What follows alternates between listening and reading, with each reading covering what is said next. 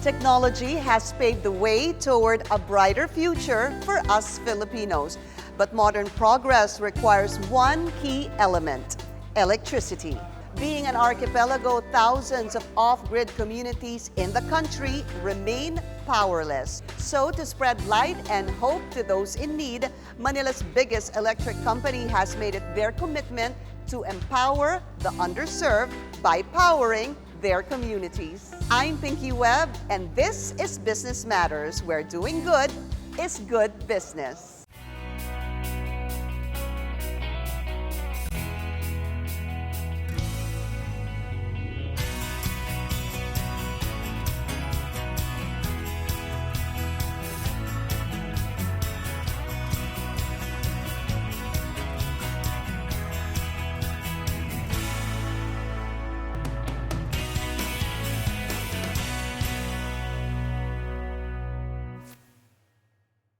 May 23, 2017. A day the Maranaos will never forget. As their once quiet and prosperous Islamic city of Marawi was occupied by pro-ISIS terrorists belonging to the Maute Group and members of the Abu Sayyaf. The insurgents triggered a massive exodus of 350,000 Maranaos from the city. For 148 days, the Islamic city was turned into a bloody battlefield. Far cry from its peaceful and bustling past. The 5-month siege brought heavy destruction and ruin. But amid the conflict, countless unsung Maranao heroes emerged who never faltered even in the face of danger. Among them is Lasurego General Manager Norjana Lukman Dipatuan Ducol. Even after a year has passed, Norjana still recalls the harrowing ordeal she and her colleagues faced during the height of the siege.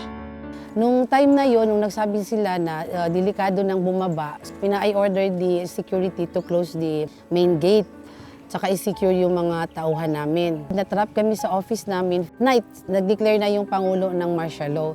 Lasurego or Lanao del Sur Electric Cooperative, based in Marawi City, powers 40 municipalities in Lanao del Sur with electricity. The marching orders for all Maranaos were to evacuate the city immediately. But GM Ducol knew that she couldn't just walk away from her duty, even at the expense of her own safety. I knew that if the crisis went on without power, it would be very harder for my kababayan to run for their safety. And besides, the government also cannot address the situation without electricity. So I really have to be strong and tough because that's the time where the people of Marawi City and Lanao del Sur need me most. Like a true leader and hero rising up against adversity and conflict, GM Ducol, together with her most trusted linemen, kept on with their sworn duty of providing electricity to Marawi City and Lanao del Sur. Despite her position, she knew she had to be on the ground along with her men to brave its war-torn streets, heavily bombarded by artillery and airstrikes. Kailangan ako ng mga tauhan ko, hindi ko talaga sila iiwan. Kasi sa akin sila, responsibilidad ko sila. So whatever anong mangyari sa kanila, at least nandun ako.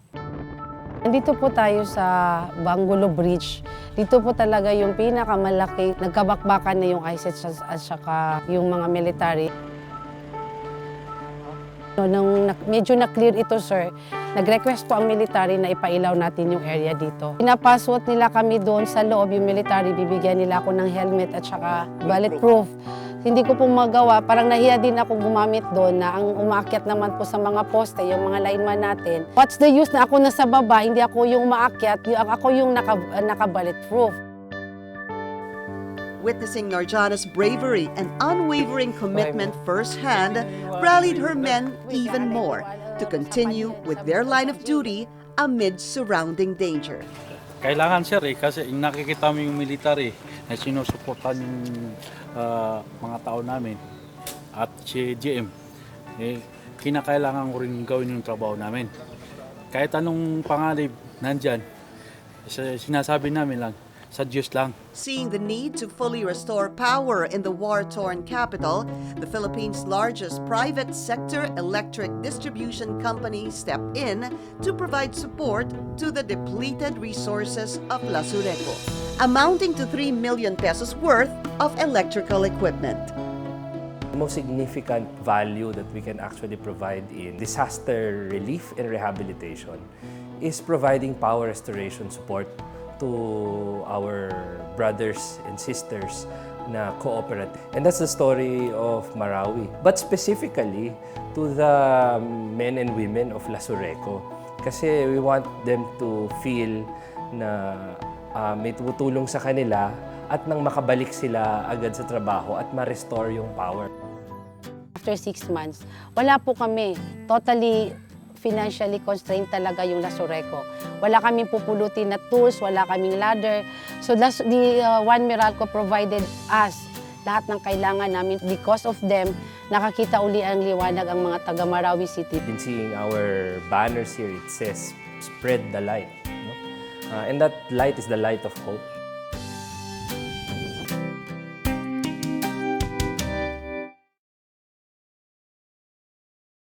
Siyempre, taga rito ako. So, gusto ko rin maibahagi sa mga bata. Gusto ko silang matuto.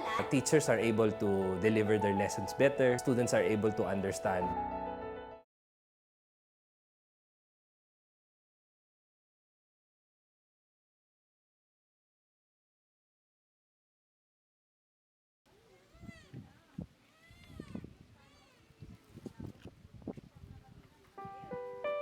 Tumple Elementary School in Barangay Panlawan, Tagoloan, Lanao del Norte lacks the proper facilities for advanced education.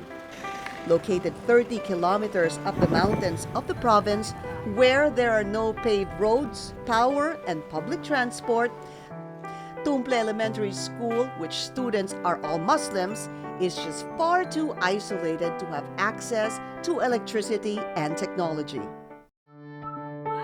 Elementary school teacher Samia Kasan knows all too well the power and potential of using technology in educating and shaping the youth. So even with the school's shortcomings, teacher Samia remains unfazed in her commitment as an educator. Using her own personal laptop, teacher Samia tries to narrow the educational gap for her students and give them modern learning experience. Importante po yung mga ganitong technology, yung laptop, kasi may introduce mo sa bata yung hindi pa nila nakita. Example is sa mga video. Example, mag-introduce ka ng sa science, gagamit ka ng mga video about sa mga subject matter mo. So, pwede mo na i-introduce sa kanila sa pamamagitan ng paggamit ng laptop. But even with her efforts, there are still far too many students for her single notebook laptop to accommodate. Malit kasi po, malit po yung laptop. Yung sa ulihan po, hindi niya po napapanood yung sinasabi ni teacher at yung pinapakita niya sa laptop. Nahihirapan silang marinig ang sound ng laptop. Her laptop's battery also gets drained of power midweek. The only time Samia gets to charge her laptop is when she treks down the mountains to Iligan City once a week. Wala po kaming kuryente, wala kaming ilaw. Tapos ito po is malayo talaga sa malayo, mahirap yung daan. So kami, nahihirapan talaga kami dito. Aside from managing students, the real challenge comes for Samia whenever classes end. After a full day of teaching, Samia has to traverse by foot mountainous terrains just to get home. But her ordeal doesn't end there.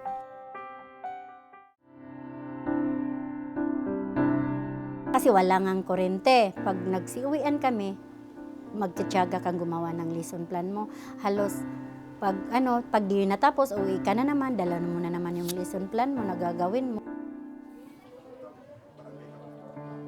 Though challenging, Samia has never lost hope for her students and her community. Siyempre, taga rito ako. So, Gusto ko rin maibahagi sa mga bata. Gusto ko silang matuto. Gusto ko silang matulungan na maiahon pamilya nila sa kahirapan. Ibahagi sa kanila kung ano yung mga natutunan ko. Na magaya din sila sa akin na yung ma-challenge din sila na, uy, kailangan ko pala pumasok. Kailangan ko pala mag-aral para matulad ko si teacher.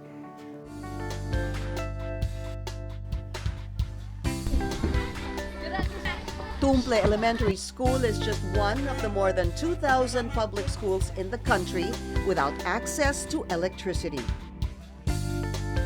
Knowing how pivotal education is in achieving success, especially for the underserved,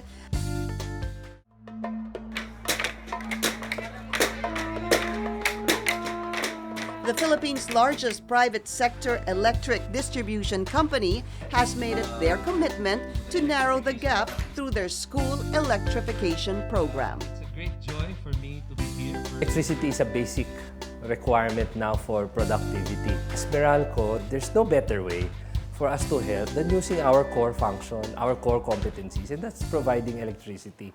And last July 21, 2018, Tumple Elementary School, along with 3 other schools in Lanao del Norte, were granted solar photovoltaic systems and multimedia packages. And we saw the big difference in their lives. Teachers are able to deliver their lessons better. Students are able to understand their lessons. Na-excite sila kasi these experiences they've never had before. And so a different kind of engagement happened. So lahat ito will actually facilitate the good ambience for learning interaction to take place in every single classroom, which is facilitated by a 21st century teachers. Aside from multimedia package and solar-powered electricity, the 4 beneficiary schools will also receive Energy-Ed flashcards.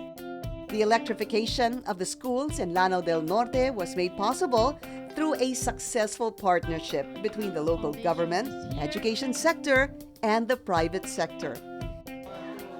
It is very important the role of the private sectors. Itong pagbigay ng ilaw at pagbigay the equipments, ang laki talaga ng tulong. Ang laki ng tulong ng ating mga kabataan for them to learn. And for the past 8 years, the school electrification program has already installed solar photovoltaic systems in public schools nationwide. We would like to express our gratitude and our appreciation for helping us electrify to as many of our schools as possible. We start with education and we move on to overall national development. Electricity is a partnership between government and the private sector. And if such partnership is enriched, then all the better for the Filipinos. And with electricity and technology at their disposal, the students of Lanao del Norte now have a chance of attaining their dreams of a brighter future.